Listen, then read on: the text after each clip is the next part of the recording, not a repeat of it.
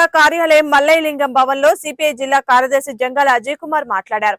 ఎన్నికలకు ముందు చంద్రబాబు నాయుడు ఇచ్చిన హామీ గ్రామాల్లో 3 సెంట్లు, పట్టణాల్లో 2 సెంట్ల ఇళ్ల స్థలాలు పేదలకు ఇచ్చి ఇల్లు కట్టుకోవడానికి 4 లక్షలు ఇస్తానని చెప్పారు. ఆ హామీని ప్రజలు నమ్మి తెలుగుదేశం పార్టీకి ఓట్లు వేయడం కూడా జరిగింది. దానికి సంబంధించిన ప్రాసెస్ స్టేట్మెంట్లే తప్ప ఆచరణలో లేదన్నారు. ఇప్పటికే సిపిఐ ఆధ్వర్యంలో వ్యవసాయ కార్మిక సంఘంలో రాష్ట్ర వ్యాప్తంగా పట్టణాల్లో 2 సెంట్లు, గ్రామాల్లో 3 సెంట్లు ఇచ్చి పెరిగిన ఇసుక, సిమెంటు, ఇనుముని దృష్టిలో ఉంచుకొని కనీసం 5 లక్షల రూపాయలను ఇల్లు కట్టుకోవడానికి ఇవ్వాలని డిమాండ్ చేస్తూ ఇప్పటికే నిరుపేదలందరికీ తోటి అర్జీలను పూరించి అన్ని చోట్ల సచివాలయంలో అధికారులకు ఇవ్వడం జరిగిందని తెలిపారు. ఈ సమావేశంలో ఐపీటీఏ జాతీయ కార్యదర్శి గని, రైతు సంఘం జిల్లా అధ్యక్షులు కొల్లి రంగారెడ్డి, సిపిఐ జిల్లా కార్యవర్గ సభ్యులు షేక్ వలీ, సమితి సభ్యులు జంగాల చైతన్య పాల్గొన్నారు. ఎన్నికల ముందు చంద్రబాబు నాయుడు గారు గ్రామాల్లో 3 సెంట్లు, పట్టణాల్లో 2 సెంట్లు స్థలాలు పేదలకు ఇచ్చి ఇల్లు కట్టుకోవడానికి 4 లక్షల రూపాయలు ఇస్తానని హామీ ఇవ్వడం అనేది జరిగింది. ఆ హామీని నిరుపేదలందరూ కూడా పూర్తి స్థాయిలో నమ్మి తెలుగుదేశం పార్టీకి ఓట్లేయటం కూడా జరిగింది. తదనంతరం దానికి సంబంధించినటువంటి ప్రాసెస్ పై స్థాయిలో స్టేట్మెంట్లు తప్ప ఆచరణలో ఇంకా దానికి సంబంధించిన పనులు ప్రారంభం కాలేదు. ఇప్పటికే సిపిఐ ఆధ్వర్యంలో, వ్యవసాయ కార్మిక సంఘం ఆధ్వర్యంలో రాష్ట్ర వ్యాప్తంగా పట్టణాల్లో 2 సెంట్లు, గ్రామాల్లో 3 సెంట్లు ఇచ్చి పెరిగినటువంటి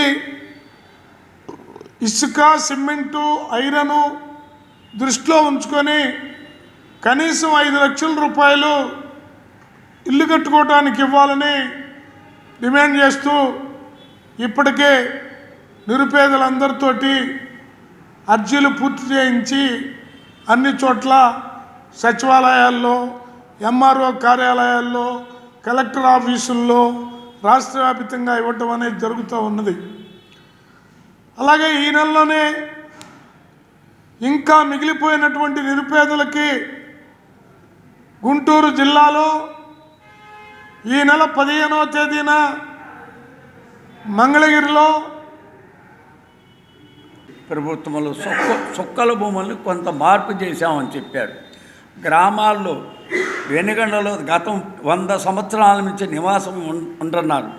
దానికోసం అనేక సార్లు రెవెన్యూ మంత్రిని కూడా కలిసాం. కలెక్టర్ గారిని, ఆర్టీఓ గారి 2017 నుంచి వాళ్ళ దృష్టిలో ఎన్నిసార్లు తీసుకెళ్ళాం.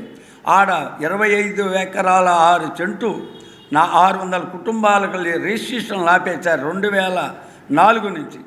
ఆ తర్వాత పెదకాకన ప్రాంతంలో 250 ఎకరాలు బ్రిటిష్ వాడి టైం నుంచి ఇచ్చిన మాగాణి భూములు, గోళ్ళమూడి, అటు నంబూరు, ఉప్పలపాడు ప్రాంతంలో కూడా ఈ రిజిస్ట్రేషన్లు ఆపేశారు.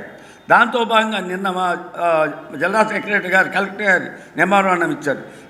చలపాడు, అట్లా చేకూరు, చమలమూడి, అట్లాంటిది రాష్ట్ర జిల్లాలో అనేక ప్రాంతాల్లో కూడా గతంలో 2005 వరకు రిజిస్ట్రేషన్ అయిన భూములు రిజిస్ట్రేషన్ నిలువ చేయటం వల్ల ఇప్పుడు అనేక రకాల గ్రామాలు పెద్ద ఆందోళన.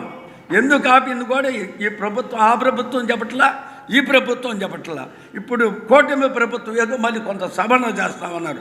తక్షణమే చేయకపోతే మరి కమ్యూనిస్ట్ పార్టీ, ఆంధ్రప్రదేశ్ రైతు సంఘం ఈ సుక్కల భూముల మీద కూడా పూర్తిగా పోరాటం చేసి దాన్ని పూర్తిగా రిజిస్ట్రేషన్ కొనసాగడానికి ప్రయత్నం చేస్తాయి. దాంతో భాగంగా ఈ రాష్ట్ర గత 5 సంవత్సరాలు కూడా ఇరిగేషన్ మీద ₹1 ఖర్చు పెట్టాల జగన్మోహన్ రెడ్డి.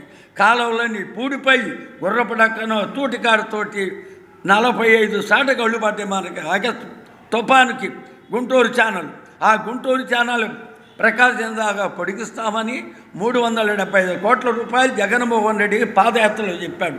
దాన్ని ఇంతవరకు ఆ ప్రభుత్వం పట్టించుకోవాలా, మరి ఈ ప్రభుత్వం ఏం చేస్తావు? 125 కోట్ల రూపాయలు ఇది కాలువలో భూమి పోయినందుకు 250 రూపాయలు కాలువ తోమినంత అవుతుంది. దీని మీద అనేక రకాల ఆందోళన చేశాం. కాబట్టి తక్షణమే గుంటూరు ఛానల్, సుక్కల భూములు, తర్వాత ఈ కాలువ రిపేర్లు అంతా కూడా యుద్ధ పద్ధతిగా చేయాలని డిమాండ్ చేస్తున్నాం.